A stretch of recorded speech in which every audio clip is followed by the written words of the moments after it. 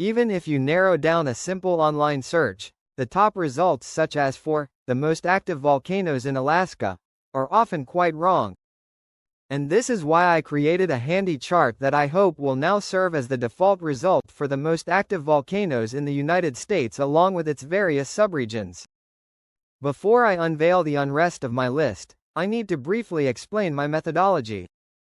First off, I only counted eruptions which occurred since 1800.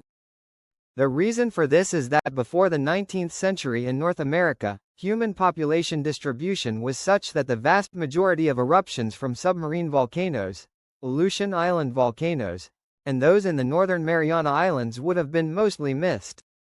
This would be especially true for very small eruptions. Second, I will be giving each volcano a score of 1 for every instance where it is recorded as erupting at some point in a year. So, if a volcano had 5 brief one-day-long eruptions across 5 separate years since 1800, it will receive the same score of 5 that a volcano with one singular 5-year-long eruption in the same timespan had. With this in mind, the full list here is the complete list of 64 United States volcanoes which have erupted during that timespan, and this provides a decent indications of our nation's most active volcanoes in recent times. Kīlauea, the most active U.S. volcano at the top of the list, is Hawaii's Kīlauea volcano, which has been actively erupting during 167 of the 224 years since 1800.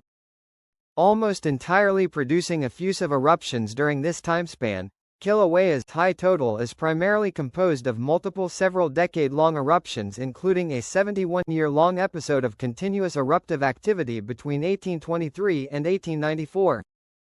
Second on this list is entries number 2, number 10, the most active volcano in Alaska, Pavlov. This placement makes perfect sense when you consider that its entirely central cone is believed to have formed during the last 11,000 years. Coming in at number 3 is Alaska's Bogoslov volcano, which has produced numerous shallow submarine and lava dome-forming eruptions just barely above sea level. At number 4 is Alaska's Shishadin volcano, which is today at a raised alert level of yellow and whose cone has been completely constructed during the last 10,000 years. At number 5 we have the second most active volcano in Hawaii, and also the largest volcano by volume on land on the planet, Mauna Loa. Mauna Loa's eruptions are typically only a few days to weeks in length, unlike Kilauea's, which can last for years to decades.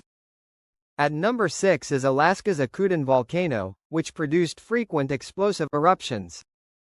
However, it has not erupted in 32 years at the present.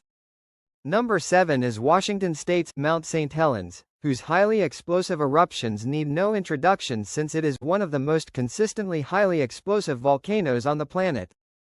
Number 8 is the Cleveland volcano, whose highly symmetrical central cone has also likely completely formed during the last 10,000 years.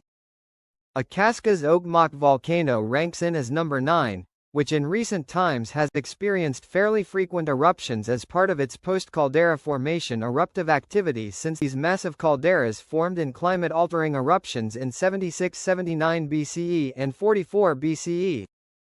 At number 10, we have the towering Veniaminoff volcano in Alaska, which have in historic times all originated from a singular cone in its ice-filled caldera. I want to also give an honorable mention to the 11th place volcano, the Pagan volcano in the northern Mariana Islands.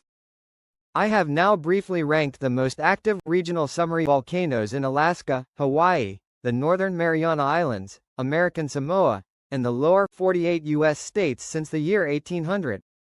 Since 1800, there have always been between 1 and 12 United States volcanoes which erupted in a given year, with an exception of no such eruptions in 1918.